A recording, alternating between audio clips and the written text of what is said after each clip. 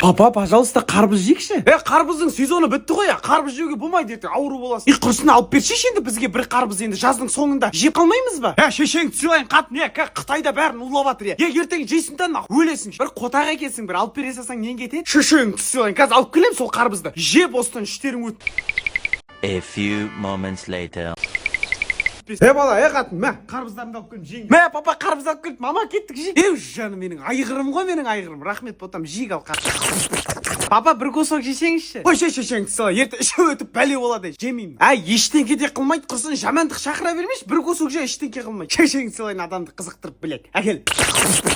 A few moments later. Ойбай, шымай, ойбай, қатын. Тоу, не болды құрсын түнде? Осыран деп шығып қойдың шешең. Анаңды сыйлайын, не менен сүйінші сұрап тұрсың ба? Барды шешең туал.